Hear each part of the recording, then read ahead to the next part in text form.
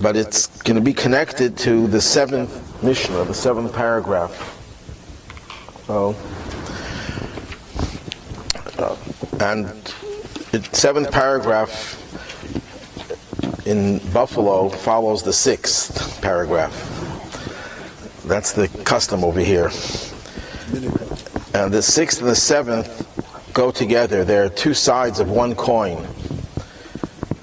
Best way to deal with a toxic environment is through positive approaches, but sometimes you can't just be content with positive approach. Before I go into the positive and the negative, or the way we fight against, combat negative influences, I'd first like to talk about the environment. I think there's no other subject that so captured the minds of humanity today as saving the planet. Whether you believe in global warming, here in Buffalo we pray for it, but whether you believe in global warming or not, it's the conversation of society, the governments, academia, and so on. And we're always talking about the pollution, the toxicity of the environment and how we protect ourselves. Whatever is true in the physical sense is also true in the spiritual sense. They go hand in hand. If we're talking about the environment, the physical environment, that means that something going on in the spiritual environment as well. There's some very toxic fumes that are spreading through the environment, and it manifests itself that in the physical world there's also a problem with toxic fumes or other forms of pollution, contamination. I'm not interested into the political because it's relevant. The fact is that this is the conversation of the world. That means as Jews who follow the Torah, we have to say, well, what does it mean for us? Of course, whatever you can do to help the physical environment is a good thing, is a positive thing. But as Jews, we believe that we have to first examine the spiritual environment. We're living in a time, in an age, where the environment is as contaminated as it has ever been. The whole world. If you were a Jew living in a shtetl somewhere in Russia or in Poland, all you knew of was what was going on in that shtetl. You didn't know what was going on in the big city. You didn't know what was going on across the ocean. Even with the newspapers, you got the news months later. You were sheltered, and it was very healthy to be sheltered to some extent because you didn't have to inhale the toxic fumes. But because the very last generation exile, and we're on the cusp of the Messianic age when all toxins will be removed, and spiritual toxins. So the toxins are all being swept together, and that's why they're becoming so prominent. It's like when you're sweeping the floor, and you're sweeping all over the house, and you bring all the dirt together in one place. So if someone walks into the house, as you just finished sweeping, they think, well, this is the dirtiest house I've ever been to, because all I see is dirt all in the front of the house. But the truth is, it's the cleanest it has ever been, but you see the dirt because it's all being collected together on the way to being dumped. So,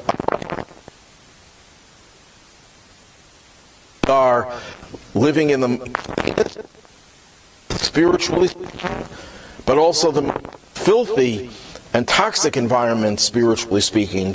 How could they both be true? Use the analogy of the sweeping. All the evil is coming out, all the toxins are coming out on the surface, even as everything beneath the surface is becoming purified, and sanctified in many cases. All the good that people have been doing, all the Torah that people have been learning, all the mitzvahs that people have been observing, changes the environment irreversibly.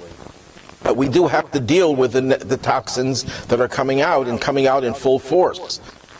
So there's two approaches to it. We had Yeshua ben Prachya and Nitai Harabeli, the two leaders of the Sanhedrin. Last week we discussed Yeshua ben Prachya, who said you have to have a teacher, a colleague, and judge everyone favorably. And that was 3 levels. You have to be connected. You have to have a mentor, someone who's smarter than you, who's more objective than you, cares about you, who is willing to mentor you and guide you.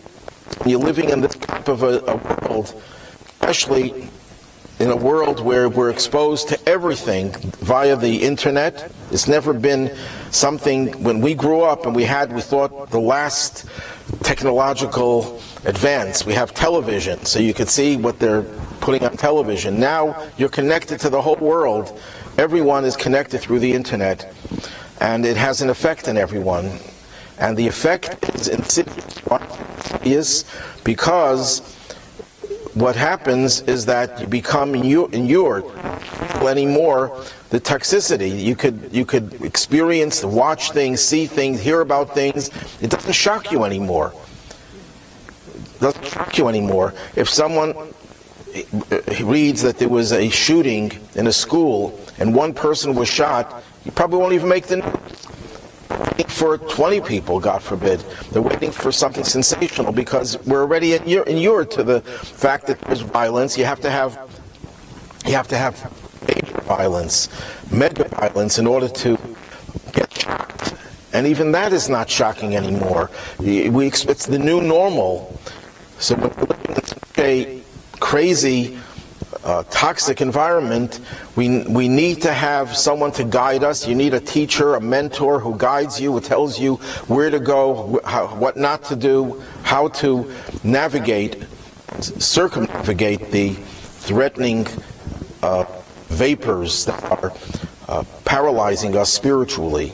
And when I say us, present company, I mean the rest of the world, everyone besides us. You also have to have a colleague, a friend. You have to acquire a friend. You have to have someone who cares about you, who you could share with your most intimate problems and challenges, which you would not do with your teacher because it's another generation. You wouldn't share it with your parents. You wouldn't share it you'd share it with your closest friends. A closest friend could be a brother or a sister, or it could be just someone who really cares. We discussed the idea of friendship last week. You need that, and also you have to judge everyone favorably. What that means is a very great potential for us to become very cynical. Cynicism is probably the most natural response to what's going on in the world. All politicians are crooked. All these people are fake, and everything is fake, and we're all guilty of saying those things, of thinking those things, because there's so much of it around. To see the positive, judging people favorably, seeing the positive in other people, seeing positive in the world. Because if you're just seeing the negative, the toxins, and that's all you part of it. There's a famous story in the Torah about how Lot's wife looked back at the city of stone that was being destroyed, and she turned into a pillar of salt. One interpretation of that is she became a victim of her obsession with destruction. Sometimes when you're so obsessed with destruction, you become affected by that to the point where your own existence is being destroyed. So those are the positive approaches. Have a good teacher, a good colleague, a friend, and try to see the good in people. Don't think everyone is poisoned and everyone is toxic. He says that's not good enough. You have to sometimes recognize evil for what it is, and you have to fight it. Yes, it's nice to say, the world is a good world, which we do say, and we believe that it's essentially good. The evil is on the surface. It's nice to say that we have a positive outlook and everything, but when evil is making its inroads, when evil is infiltrating, you have to be vigilant.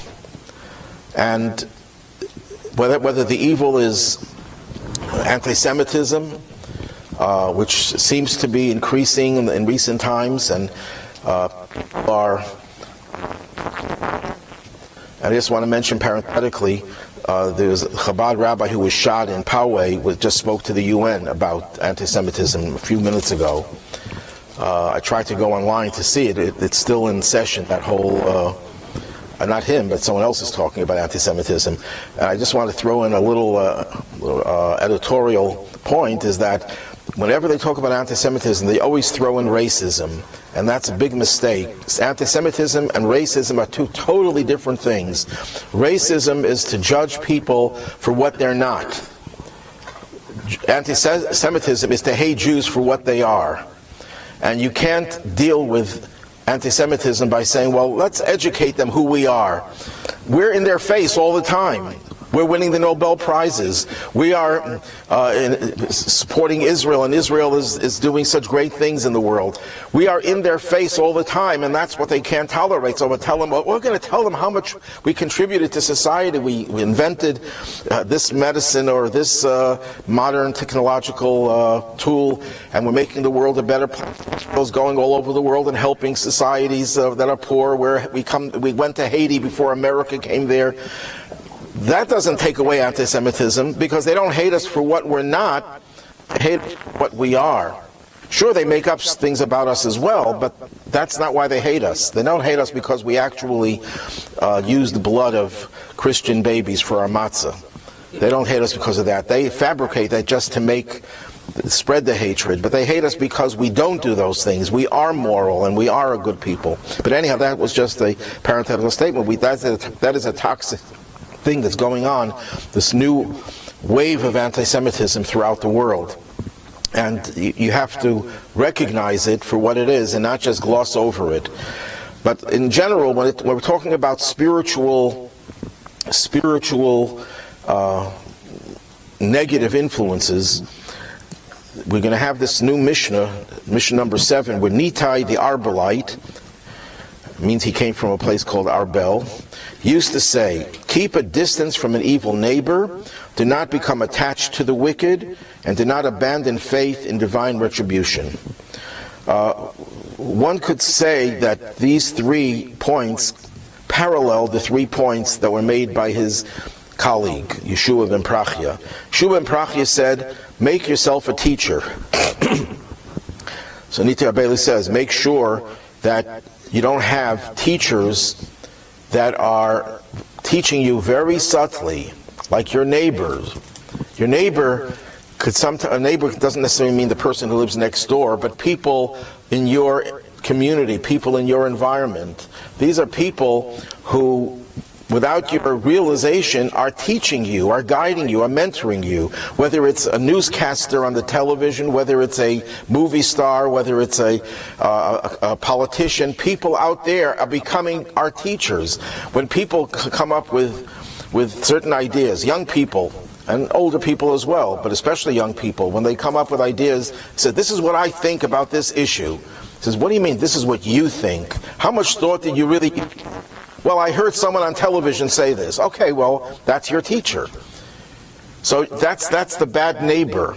The bad neighbor is the person with whom you share some type of a connection, watching the person on television, on the internet, and that person is your neighbor, but he's a bad neighbor. He's not a good teacher. So you have to be very careful. Yes, make yourself a teacher, but be selective who your teachers are. Who are the ones who guide you, who give you your thought processes.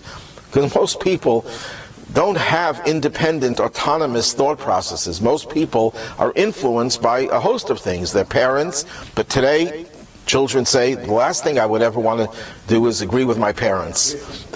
So right. What did Mark Twain said? That when my parents got a little older, they became much smarter, you know. So. You're talking about it's called the bandwagon. Well. But we have so many teachers that we don't even realize that they are the ones who are teaching us, giving us values. All of a sudden, some politician comes up with an idea that this is a cause we have to fight for, and young people start saying, yeah, we're going to fight for this cause. How much thought did you give to it? Zero. You just listen to someone dynamic, and you feel that you have to follow. But that is not enough. Sometimes you won't follow another person just because they seem to have a position. It's peer pressure. Your friends reinforce those views, so I can't disagree with my friends. I can't go against my friends. So that's the second thing. Paralleling the friends, he says, don't become attached to the wicked. Who do you become attached to? To your friends. Make sure your friend is not promoting wicked ideas. Be careful with your friends. Friends are the most powerful influence, even more powerful than your teachers. So be very careful.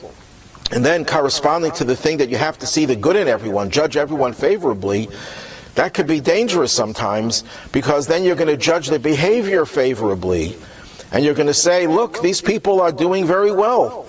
So why can't I follow them, follow their lead? It says, don't ever give up on the idea that they may be succeeding today, they may be prospering today, they may be in a high place today, but you don't know what's going to happen to them later.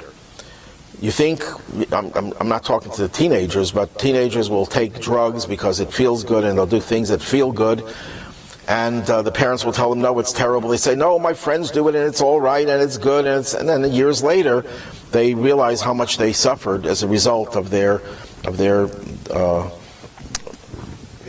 bad choices in life. So these are the three things that you have to recognize, that you cannot just choose anyone to be your teacher, anyone to be your friend, and to judge everyone favorably, in the sense that you're judging their behavior favorably. Because this is something that I noticed in many of my classes, when we talk about being judgmental or not being judgmental. I always make the distinction that you shouldn't be judgmental of people, but be judgmental of people's behaviors. Don't just say, because I accept you, I embrace you the way you are, that means everything you do I have to embrace. And that's something that our society today doesn't know how to make that distinction. If I disagree with someone's lifestyle, I'm not going to give examples, but if I disagree with a person's lifestyle, that doesn't make me a hater. On the contrary, that makes me even a much more radical lover. Why? Because if I say, I totally disagree with everything you say and everything you believe in, but I still love and accept you, that's total acceptance. But when society says, we have to accept every lifestyle, what everyone does, they want to do it, I accept it, that means you're only loving them because you're accepting everything they do. I don't have to accept what everyone does. You have to be discriminate.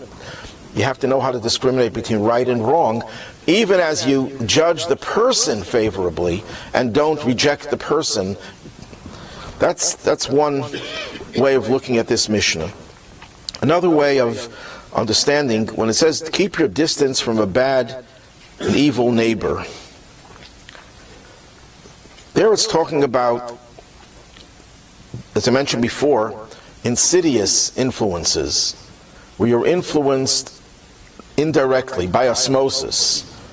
The most powerful educational tool that Jews had in Europe was living in a small community, we called it a shtetl, and everyone did the same thing. So even if you were not educated, even if you didn't have a formal education, you were steeped in Judaism. Of course, it's not true in every shtetl, in every case, but this was a general influence. You picked up your Judaism just by breathing it, by osmosis. One of the problems of the modern Jewish era, which we saw here in Buffalo, is suburbia.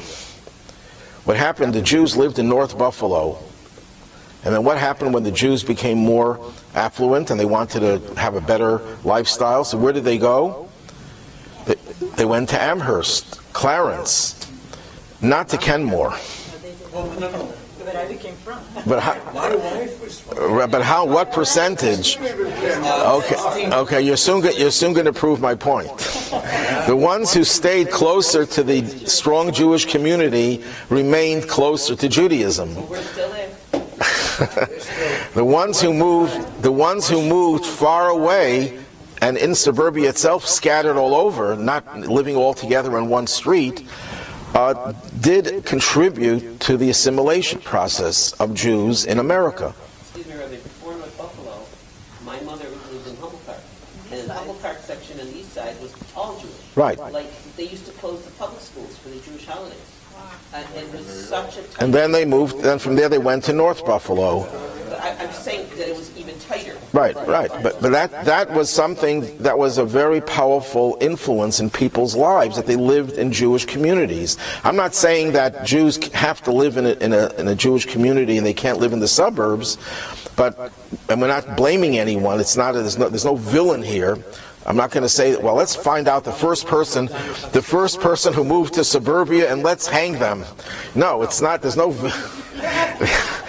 villain over here. This is a strictly sociological way of looking at what happened to the Jewish community. It's not the only contributing factor, but it's one very powerful one. Jews stopped living together as a community, and what happens is the children go to schools which are not just Jewish. Bennett High School, I think, was almost all Jewish in its heyday, and likewise other schools. And then all of a sudden, you're being exposed to everyone else and every other culture and every other influence. So the Jewish influence becomes the weakest in your life. But then every group lived in its own area. So it's a robocall. Voice from beyond. I get as many Voice from beyond. personal calls as I get robo. But years ago, everybody lived in their own.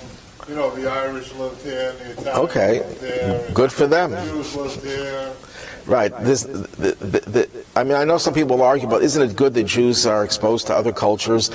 Believe me, they're exposed to other cultures even if they sleep 24/7. They're exposed to other cultures. It's in the air. It's in the atmosphere. We don't have to worry about making our children aware that there are other people other than Jews. And even if your children would think that there are only Jews in the world, they wouldn't be bad people. They would be ignorant, but they wouldn't be bad. And I'd rather have a good child who's ignorant than a bad child who is intelligent. I'd like to have both, of course, but because we're greedy.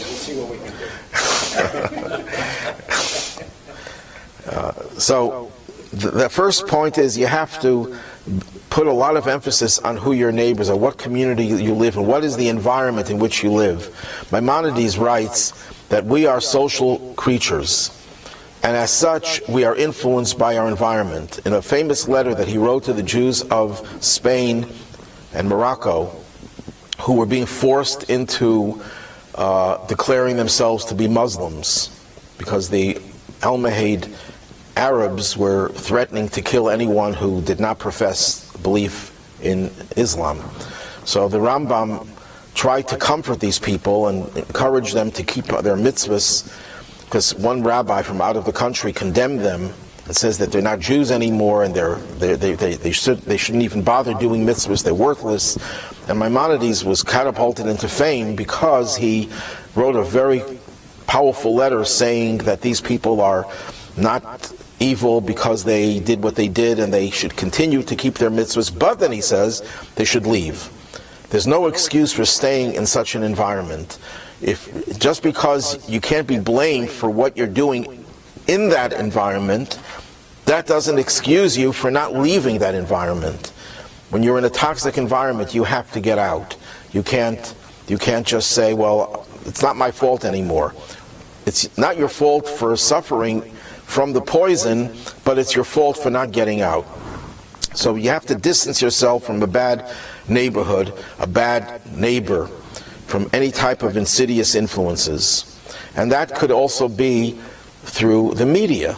The media is now the single most powerful source of influence on our lives. I mean, all the media, internet in particular, yes. Then it was saying, don't attach yourself to a wicked person. It doesn't say keep away from a wicked person. Isn't that strange?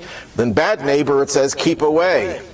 But for the wicked person, it says just don't become attached to the wicked. So one commentary says because an insidious influence is more dangerous than an outright overt. If you know someone is a bad person, you don't have to run away from that person, because you know you're not going to learn from that person. If someone tells you this person is a malicious, violent person, obviously you're not going to learn from that person. You know the person is bad, and you know the person's behavior is something that you would never want to copy. So you don't have to run away from that person. You just have to not get close to that person. Don't become the person's close friend. But when it comes to a neighbor, someone that provides you with an insidious, with a covered up influence, that's more dangerous, because you don't have any resistance to it. It's going to infiltrate little by little. Another way of interpreting this is more the Hasidic way of looking at it is, you should definitely get close to the Russia, to the bad guy. Not only you shouldn't run away from the bad guy, you should get close to the bad guy. Why? Because it's your responsibility to help the person and to bring them back into the fold. Even if he's a God? Anyone who is a human being, you have to bring back to the fold. For Jews, it's keeping the Torah. For non-Jews, it's keeping the 7 Noahide commandments. If you have most of Jewish history, if a Jew would try to influence a non-Jew in matters of religion, he'd lose his head. It was a dangerous thing. So we're talking. You don't have to give your life for it, but you do have to have a relationship with the wicked. Whatever the word wicked means over here, it's a very broad word that has so many levels and layers of meaning. It doesn't necessarily mean someone who with a pitchfork, someone who has horns. It means someone whose behavior is wanting. Let's put it that way. Get close to that person. Don't get too close. What does that mean? If you're in the mode of influencing, inspiring that person, that's healthy. If it's in the mode of letting that person inspire you, that you have to keep away from. There's a principle that when the Rebbe would send out emissaries to far-flung places where there was Judaism, like Buffalo, now much farther than Buffalo, actually speaking, places where there was no shuls, places where there's nothing. My son, Mendy, picked himself up one day and moved to Bonita Springs, Florida, where there's not even one, he didn't even know one Jewish person when he moved there. And now he has hundreds of people coming to him. Bonita Springs, it's near Naples, yeah. But when we went there, there's no other synagogue, no temple, no Jewish organization, zero. He's the only thing in town. And he's just one out of hundreds. Where do these people come from? The woodwork. Where else do they come from? There were Jews there. He didn't know any until he moved there. Then the first day he moved there, he went to the mall and he sees a Jewish-looking face, and he goes over to the person. Are you Jewish? Yeah. Do you know anyone else is Jewish? No. But then he went to another person, and little by little, he has a daily minyan now there. Bonita Springs. But this is just typical. This is my son, so I'm bragging about him. But it's typical for hundreds of Chabad rabbis all over the world. So if someone challenged the Rebbe and says, how could you take a chance in sending these very innocent young men and women, we're talking about people who would go 22, 23, 24 years old, to places where there's no Judaism, no minyan, no kosher food, no nothing. Totally assimilated, secular environment. So the Rebbe's answer was that there's a principle in Jewish law that in the laws of kashrus, that we're always worried about non-kosher substances being absorbed. So how do you kosher a pot? You boil the water, and the water that's boiled takes the absorbed non-kosher food and spits it out, exudes it. So it's no longer non-kosher. So the question is, but just like the non-kosher is going out, couldn't it go right back in again with the hot water? And the Talmud says when something is in the business of going out, it doesn't absorb. When something is the business of exuding, of expunging its toxic substances, it doesn't absorb. When you're in the mode of giving, when you're giving someone, you're teaching someone, you're inspiring someone, you're helping someone, you're not going to be affected by them negatively. It's only when you come to the person and you become a recipient, when you're passive, then you have to be very careful. That's what it means. Don't come attached to this person as if to say, I'm going to join him or her and act like him or her. No, you can't do that. You have to maintain your standards, number one. Number two, you have to be the one inspiring, not the one who's receiving.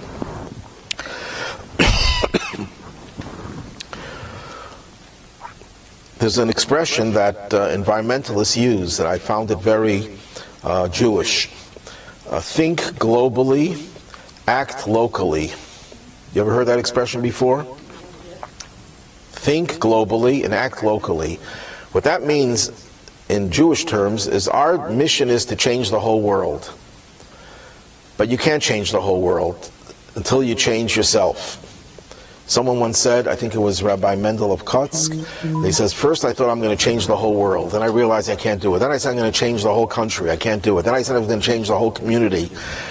And I couldn't do it. Then I said I'm going to change my family. I couldn't do it. Then I said I was going to change myself. And I realized that that is something that I can do. You have to start with yourself or your immediate surroundings. If you think about the whole world, unless you're the leader of the Jewish people, you are not going to succeed in changing anyone or anything. You have to focus on your immediate surroundings.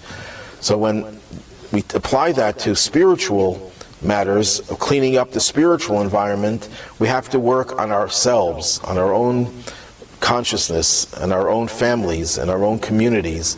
And if everyone does that locally, you will affect the whole world globally. That's the important message over here. And in summary, there's a two-pronged approach. You have to have positive influences, the right mentor, the right colleague, and the right attitude towards the people who are not don't seem to be so good. At the same time, you have to be vigilant and not allow yourself to be influenced by bad neighbors, bad influences. Don't get too close to the people who are very wanting in their moral lives. Inspire them. Don't let them inspire you. And this relates to the Haggadah. We're very close to Pesach. We only have another 10 months. And the Seder, right? The Seder, we say we have 4 sons. Who are the 4 sons? The Chacham, the wise guy, the wise in the sense of, in a positive way. The Rasha, the bad guy, the simple one, and the one who doesn't know how to ask questions. Right, so the question was asked, why did they put the Chacham and the Rasha together? It should have been he should have been on the bottom. And the previous Lubavitcher Rebbe says, because the Chacham is the only one who can influence and help the Rasha. If you feel you're a Chacham, that you're the smart one, that you are a good person, then you have an obligation to help someone who is not at your level. And again, this is all relative. Rasha doesn't have to mean someone who's an evil, aggressive, violent, immoral person. It means someone who is in one form or another wanting in their moral, spiritual life, and you have something over them. You have to influence them. You can't just keep your knowledge and your inspiration for yourself. And the idea that, well, that's what rabbis are hired to do, that's not a Jewish approach. Every Jew is obligated to do the same thing as a rabbi. A rabbi has no more obligations than a regular Jew. The only obligation that a rabbi has that others don't have is when rabbis were rabbinic judges, and they had to be actually judges in matters of Jewish law, they're commanded not to take bribes and not to be afraid of anyone. But other than that, whatever a rabbi is obligated to do, so is every Jew obligated to do. If you know Aleph, you have to share it with someone who doesn't know Aleph. If you know Aleph Beis, you share it with someone who only knows Aleph. Okay, any questions? Is there another translation for the last phrase of Right, there are different interpretations. One is that don't abandon the fact that even people who you think are getting away with everything, and therefore why shouldn't I try to follow them? They're going to get their due as time will come. Another opposite translation is that you should never give up hope. Even when you're suffering, you should never give up hope. But that doesn't tie in as much with the flow of things as the first one. No, but that's a valid interpretation. You know where Sapphira got this from? Are you familiar with this translation? I usually don't work with translations. This one? Yeah. Where does this come The whole from? thing is from Sapphira. Like obviously they reprinted Pirkei Avot from something. Yeah, I don't know where they got it. I just was exposed to Sepharia. A number of times that you got another connection with respect to the translation. I didn't like this translation, but that doesn't... Right.